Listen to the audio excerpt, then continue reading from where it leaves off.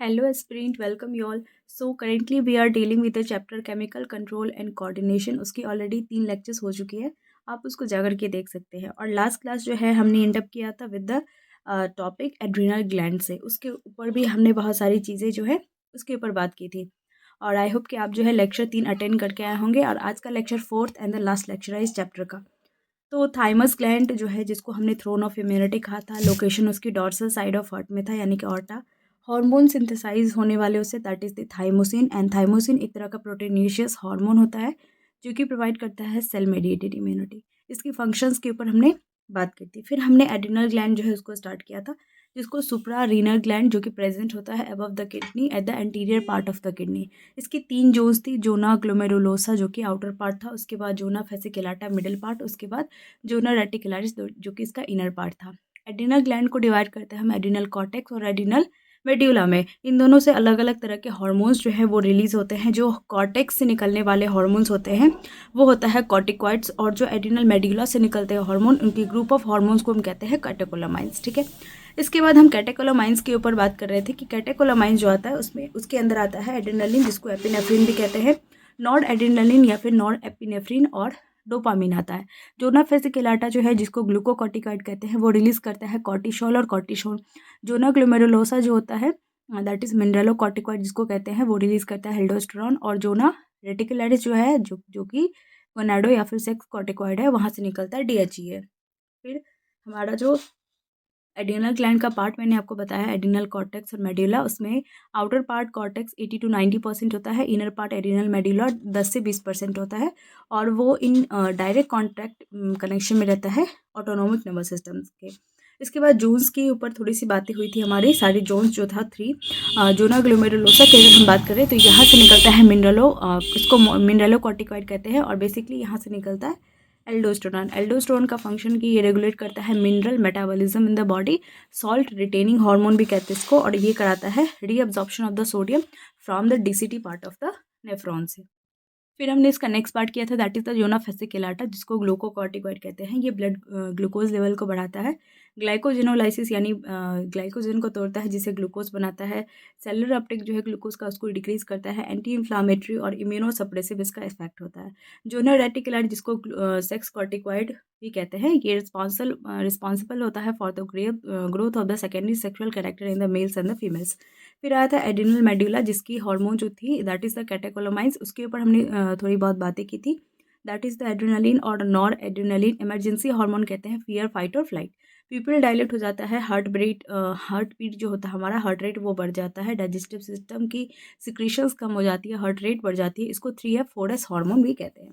इसके बाद इसके लास्ट जो टॉपिक किया था हमने थर्ड लेक्चर में वो था disorders of the adrenal gland. That is इसकी हाइपोसिक्रेशन और हाइपर सिक्रेशन के ऊपर.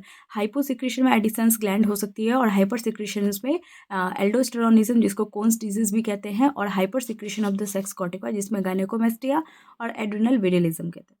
ठीक है. तो ये सारी चीज़ें हमारे एड्रिनल ग्लैंड के ऊपर थी, जो कि हमारा थर्ड लेक्चर था. आज का जो लेक्चर है वो हम स्टार्ट कर रहे हैं फ्रॉम द पेनक्रियाज से. और पेनक्रियाज जो है इसके बाद जो है हमारा गोनेट्स वाला पार्ट बचेगा, that is the sex organs की. और इसके बाद जो है ये चैप्टर हमारा फिनिश हो जाएगा. तो पेनक्रियाज की बात कर ले तो पेनक्रियाज बहुत ज़्यादा इंपॉर्टेंट टॉपिक हो जाता है. पेनक्रियाज जो है इसको हम हेट्रोक्राइन या फिर मिक्स ग्लैंड कहते हैं. मिक्स ग्लैंड या फिर हेट्रोक्राइन इसलिए कहते हैं क्योंकि इसमें 2 पार्ट्स हमें देखने को मिलता है. एक्सोक्राइन सिक्रीशंस होती है इसकी, और एंडोक्राइन सिक्रीशंस होती है. एक्सोक्राइन सिक्रीशंस की बात कर ले तो ये सिक्रीट करता है pancreatic juice through the pancreatic duct, जिसका मतलब एक्सोक्राइन पार्ट जो होता है पेनक्रियाज का वो 98 से 99% पार्ट, जो मोस्ट ऑफ द पार्ट होता है वो एक्सोक्राइन होता है पेनक्रियाज का. लेकिन कुछ पोर्शंस इसका एंडोक्राइन होता है 1 to 2%, जिसके अंदर आता है आईलिड्स ऑफ लैंगरहैंस, जो कि डक्टलेस ग्लैंड के थ्रू, मतलब डक्टलेस होता है और उसमें आता है हार्मोन्स की सिक्रेशन होती है. तो इंडोक्राइन पार्ट जो है आईलिड्स ऑफ लैंगरहैंस, यहाँ से हार्मोन सिक्रेशन होती है 1 to 2%. एक्सोक्राइन पार्ट जो होता है 98 से 99% लगभग, वो होता है पेनक्रिएटिक डक्ट, और यहाँ से सिक्रीट होता है पेनक्रिएटिक जूसेस. इसके बाद हम बात कर ले यहाँ पे आइलेट्स ऑफ लैंगरहैंस की. तो आइलेट्स ऑफ लैंगरहैंस जो होता है इंडोक्राइन पार्ट, इसमें जो हार्मोन्स रिलीज होता है इसमें सबसे पहले कुछ सेल्स इन्वॉल्व होते हैं आइलेट्स ऑफ लैंगरहैंस में, जैसे कि अल्फा सेल्स होता है. इसके बाद आता है बीटा सेल, फिर आता है डेल्टा सेल, सिंबल याद रखेंगे, और पीपी सेल. ठीक है. तो सिंबल हम याद रखेंगे, ये होता है अल्फा सेल, ये बीटा सेल, ये डेल्टा सेल, और ये होता है पीपी सेल. जो अल्फ़ा सेल होता है वो सिक्रीट करता है हमारा ग्लूकागॉन, ठीक है, ग्लूकागॉन बनाएगा। जो बीटा सेल होता है वो बनाता है इंसुलिन। जो डेल्टा सेल होता है वो बनाता है सोमैटोस्टैटिन। और जो पीपी सेल होता है पैनक्रिएटिक पॉलीपेप्टाइड, ये बनाता है मतलब पीपी सेल्स जो होते हैं वो बनाता है पैनक्रिएटिक पॉलीपेप्टाइड। और ये सारे तरह के जो भी हार्मोन्स रिलीज़ होते हैं अल्फ़ा, बीटा, डेल्टा और पीपी सेल से, ये सारे प्रोटीनेशियस हार्मोन्स होते हैं। अब इन सब के ऊपर थोड़ी बहुत बातें हम कर लेते हैं, जैसे कि जो ग्लूकागोन होता है ये हाइपरग्लाइसीमिक होता है। हाइपरग्लाइसीमिक का मतलब होता है कि ये ग्लाइसीम यानी कि ग्लूकोज़ की लेवल जो है उसको ये बढ़ा देता है, ठीक है? तो ये इसलिए कहा गया है यहाँ पे इंक्रीज़ेज़ द ब्लड ग्लूकोज़ लेवल। इसके बाद हम बात कर लें, इसको हम हिपैटोसाइट्स जो है हिपैटोसाइट जो होता है हमारा, हिपैटो का मतलब होता है लिवर और साइट मतलब सेल, यानी कि लिवर सेल के अंदर इसका काम क्या होता है कि ये ग्लाइकोजिनोलाइसिस होता है, यानी ग्लाइकोजन को तोड़ेगा और ग्लाइकोजन को तोड़ करके क्या बनता है, ग्लूकोज़ बनता है। हमें पता है कि ग्लाइकोजन के टूटे से ग्लूकोज़ बनेगा, यानी कि ये भी क्या कर रहा है यहाँ पे ग्लूकोज़ के लेवल को क्या कर रहा है, बढ़ा रहा है। और इसलिए कहते हैं that is it inhibits the cellular Uptake जो होता है ग्लूकोज का, उसको ये क्या करता है, मतलब सेल्स के अंदर सेलुलर अपटेक जो है ग्लूकोज का, उसको ये क्या करता है, इनहिबिट करता है, ठीक है। इसके बाद हम बात कर ले इंसुलिन की, तो जो ग्लूकागोन जो होता है वो और जो इंसुलिन है ये दोनों एंटागनिस्ट होता है, इनका फंक्शंस अपोजिट होता है। जैसे कि ग्लूकागोन की अगर हम बात करें तो ये हाइपर ग्लाइसेमिक होता है, यानी कि ब्लड ग्लूकोज लेवल को ये बढ़ाता है। वहीं पे जो इंसुलिन होता है इसका फंक्शन होता है कि ये हाइपोग्लाइसेमिक होता है। हाइपोग्लाइसेमिक का मतलब ब्लड की जो ग्लूकोज लेवल होता है उसको ये कम करता है। और वो क्या कर रहा था, हिपैटोसाइट्स में ग्लाइकोजिनोलाइसिस करेगा। यहाँ पे क्या करेगा, यहाँ पे जो इंसुलिन है ये एडिपोसाइट्स, यहाँ पे दोनों में ही, मतलब हिपैटोसाइट्स की बात कर ले लिवर सेल की, और एडिपोसाइट्स का मतलब होता है फैट सेल्स। एडिपोज का मतलब होता है फैट, फैटी टिश्यू या फैट सेल्स। तो एडिपोसाइट्स जो होता है फैट सेल्स और हिपैटोसाइट जो होता है लिवर सेल्स, इन दोनों के अंदर ग्लाइकोजेनेसिस करेगा, यानी कि ग्लाइकोजन बनाएगा। ग्लाइकोजन बनाएगा, यहाँ पे ब्लड ग्लूकोज की लेवल कम हो रही है, ठीक है। जिससे क्या होगा कि सेलुलर अपटेक जो होता है ग्लूकोज का वो क्या हो जाएगा, यहाँ पे बढ़ जाता है। तीसरा होता है हमारा डेल्टा सेल, जहाँ से निकलता है सोमैटोस्टैटिन। इसका फंक्शन होता है कि ये इनहिबिट करता है सिक्रीशंस अल्फा और बीटा सेल्स की जो सिक्रीशंस होती हैं उसको ये क्या करता है, दैट इज इनहिबिट करता है और एक्ट करता है as a growth hormone inhibiting hormone जो है। सोमैटोस्टैटिन को हम याद रखेंगे कि ये ग्रोथ हार्मोन इनहिबिटिंग हार्मोन भी होता है। इसके बाद हम बात कर ले पैनक्रिएटिक पॉलीपेप्टाइड की। ये इनहिबिट करता है the secretions of the pancreatic juice जो होता है उसकी सिक्रीशंस को क्या करता है, ये रोकता है, इनहिबिट करता है, ठीक है। अब हम बात करते हैं यहाँ पे डिसऑर्डर्स की। तो डिसऑर्डर्स में डेफिशिएंसी ऑफ इंसुलिन या हाइपोसिक्रेशन, अगर हाइपो कम सिक्रेशंस हो रही है या इंसुलिन की डेफिशिएंसी की वजह से क्या हो सकता है, डायबिटीज़ मेलाइटस हो सकता है, इंसुलिन की कमी। इंसुलिन की अगर कमी होगी तो इसमें क्या होगा, उस इंसान का ब्लड ग्लूकोज, इंसुलिन का मेन फंक्शन क्या है कि ये ब्लड ग्लूकोज लेवल जो है, ब्लड के अंदर जो ग्लूकोज लेवल है उसको क्या करता है, इंसुलिन कम करता है। और अगर इंसुलिन की ही डेफिशिएंसी हो गई है, इसकी कमी हो गई है, तो क्या होगा, उस इंसान को डायबिटीज़ मेलाइटस हो सकता है। और डायबिटीज़ मेलाइटस वो कंडीशन होता है जिसमें कि ब्लड की ग्लूकोज लेवल जो होती है वो बढ़ जाती है। इसमें 3 कंडीशंस हमें देखने को मिल सकता है, और भी कंडीशंस होते हैं। मेजर कंडीशंस मैंने लिखा है कि पॉलीयूरिया, पॉलीडिप्सिया और वेट लॉस हमें देखने को मिलेगा। पॉलीयूरिया और पॉलीडिप्सिया क्या होता है, पॉलीयूरिया यानी कि पॉली का मतलब होता है एक्सेसिव और यूरिया यानी यूरिनेशन, बहुत ज़्यादा यूरिनेशन देखने को मिलता है। इसके बाद हम बात कर ले पॉलीडिप्सिया की, तो यहाँ पे पॉली मतलब एक्सेसिव और डिप्सिया का मतलब होता है थ्रस्ट। एक्सेसिव उसको प्यास लगेगा, एक्सेसिव उसको भूख लगेगा, एक्सेसिव उसमें यूरिनेशन होगी और मतलब उसका मेटाबॉलिज्म काफ़ी हाई हो जाता है। और वेट लॉस भी उसमें काफ़ी तेज़ी से देखने को मिल सकता है डायबिटीज़ मेलाइटस से। इसके बाद कंडीशन होता है ग्लाइकस यूरिया और कीटोन यूरिया।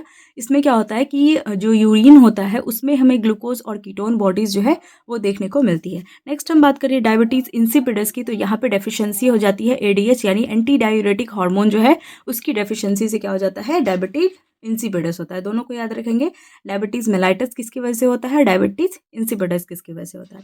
नेक्स्ट हम बात कर ले यहाँ पे हमारे जो सेक्स ऑर्गन्स होते हैं उसमें सबसे पहले अगर हम मेल्स की बात करें तो यहाँ पे टेस्टिस जो है, टेस्टीज़ के अंदर क्या-क्या स्ट्रक्चर्स होते हैं, वो सबसे पहले जो टेस्टीज़ होता है वो सराउंडेड होता है, मतलब वो उसके अंदर प्रेजेंट होता है टेस्टिकुलर लोब्यूल इनसाइड टेस्टीज़, मतलब 200 से 250 कम मतलब टेस्टिकुलर लोब्यूल्स होता है। एक टेस्टिस की बात कर ले तो उसमें 200 से 250 टेस्टिकुलर लोब्यूल्स होता है। उस टेस्टिकुलर लोब्यूल्स के अंदर 2 से 3 मतलब ये है गोल-गोल वाला जो है राउंड वाला, बड़ा सा राउंड वाला, ये टेस्टिकुलर लोब्यूल्स है जो कि इनसाइड रहता है टेस्टीज़ के अंदर। इस टेस्टिकुलर लोब्यूल के अंदर हमें सेमिनिफेरस ट्यूब्यूल मिलेगा जो कि हर एक टेस्टीज़ मतलब हर एक टिब्यूल की बात करें, हर एक लोब्यूल की बात कर ले, तो इसके अंदर 2 से 3 हमें देखने को मिलेगा ये सेमिनिफेरस टिब्यूल। कुछ जो है इसमें यहाँ पे बीच का स्पेस जो होता है, इसमें इंटरस्टिशियल स्पेस जिसको कहते हैं वो होता है। कुछ इम्यूनो कॉम्पिटेंट सेल्स होते हैं जो इसके अंदर जो स्पर्म्स तैयार होते हैं उसको ये क्या करता है, दैट इज़ उसकी इम्यूनिटी को बढ़ाता है। और उसके बाद जो होता है, कुछ जो होता है लेडिक सेल्स या इंटरस्टिशियल सेल होता है, क्योंकि इंटरस्टिशियल स्पेस के अंदर होता है इंटरस्टिशियल सेल। लेडिक सेल या इंटरस्टिशियल सेल जो होता है ये ग्रुप ऑफ हार्मोन्स होता है जो कि रिलीज होता है एंड्रोजेंस के द्वारा। और एंड्रोजेंस क्या होता है, ये इसका मेन एंड्रोजन जो होता है वो होता है टेस्टोस्टेरोन। ठीक है, तो ये हमारा बेसिक डायग्राम है हमारे टेस्टिस का, जिसको याद रखना है। टेस्टिकुलर लोब्यूल 200 से 250 होगा हर एक टेस्टिस में। इसके बाद यहाँ पे टेस्टिकुलर उसके अंदर होता है सेमिनिफेरस ट्यूब्यूल 2 से 3। अंदर इंटरस्टिशियल स्पेस होता है, जैसे कि सेल के अंदर की स्पेस को साइटोप्लाज्म कहते हैं, वैसे यहाँ पे इंटरस्टिशियल स्पेस है। उस इंटरस्टिशियल स्पेस के अंदर होता है लेडिक या इंटरस्टिशियल सेल्स। इंटरस्टिशियल सेल एक तरह का ग्रुप ऑफ हार्मोन्स होता है जो कि रिलीज हो जाता है बाय देम, जिसको हम एंड्रोजेंस कहते हैं। और मेन एंड्रोजन जो है उसका नाम है टेस्टोस्टेरोन। ठीक है, कुछ इम्यूनो कॉम्पिटेंट सेल्स भी प्रेजेंट होता है। नेक्स्ट अगर हम बात करें फंक्शंस ऑफ टेस्टोस्टेरोन की, तो फंक्शन जो है इसमें सबसे पहले इसका काम होता है that is it helps in the spermatogenesis. Spermatogenesis का मतलब, जेनेसिस का मतलब होता है फॉर्मेशन, किसी ना किसी चीज़ का बनना। तो मतलब टेस्टोस्टेरोन जो होता है इसका मेन फंक्शन होता है कि ये हेल्प करता है इन द स्पर्मेटोजेनेसिस, स्पर्म के बनने के प्रोसेस में टेस्टोस्टेरोन का जो है मेन एंड्रोजेंस है, तो इसका मेन फंक्शन होता है। ये हेल्प करता है in the development of accessory sex organs जो होता है मेल्स के अंदर, जो कि मैं आपको आगे बताऊंगी रिप्रोडक्शन वाले चैप्टर में। तो डेवलपमेंट जो होता है एक्सेसरी सेक्स ऑर्गन जो है उसकी डेवलपमेंट में ये हेल्प करता है टेस्टोस्टेरोन। तीसरा होता है कि ये हेल्प करता है in the growth and development of the male sexual character. Male के अंदर की जो सेक्सुअल कैरेक्टर्स होती हैं उसकी ग्रोथ और उसकी डेवलपमेंट भी कराता है टेस्टोस्टेरोन। इसके बाद जो इंसान मतलब किसी भी मेल्स के अंदर जो उसकी एग्रेसिवनेस, हायर एग्रेसिवनेस देखने को मिलती है, that is because of the testosterone. इसके बाद बात करते हैं ये रिस्पॉन्सिबल होता है मेल की सेक्सुअल बिहेवियर, जैसे लिबिडो वगैरह जो होता है उसके लिए, मेल्स की सेक्सुअल बिहेवियर जो होता है उसके लिए भी टेस्टोस्टेरोन रिस्पॉन्सिबल होता है। नेक्स्ट अगर हम फीमेल पार्ट्स की बात कर ले तो इसमें आता है हमारा ओवरी। ओवरी जो है इसमें एस्ट्रोजन और प्रोजेस्टेरोन का बहुत अलग रोल होता है। जैसे एस्ट्रोजन की अगर हम बात कर ले, 2 हार्मोन्स इन्वॉल्व रहते हैं। एस्ट्रोजन जो होता है ये निकलता है from the theca interna of the Graafian follicle. अब इसमें ना तो आपको थीका इंटरना समझ में आएगा ना तो ग्राफियन फॉलिकल, इसलिए यहाँ पे सिर्फ आपको ध्यान में रखना है, बस थोड़ा सा याद रख लेना है। बाकी जो रिप्रोडक्शन वाला चैप्टर है उसमें आपको अच्छे से समझ में आ जाएगा डायग्राम के साथ कि मैं थीका इंटरना और ग्राफियन फॉलिकल की बातें क्यों कर रही हूँ। ठीक है, इसके बाद मतलब एस्ट्रोजन का मेन फंक्शन होता है ये। इसके बाद ये डेवलपमेंट कराता है ऑफ द ग्राफियन फॉलिकल जो होता है उसकी डेवलपमेंट कराएगा। इसके बाद डेवलपमेंट जो है ऑफ सेकेंडरी सेक्सुअल कैरेक्टर जो होता है फीमेल्स के अंदर उसकी डेवलपमेंट कराएगा। प्रोजेस्टेरोन का मेन फंक्शन होता है कि ये रिलीज होता है फ्रॉम द कॉर्पस ल्यूटियम और प्लेसेंटा से।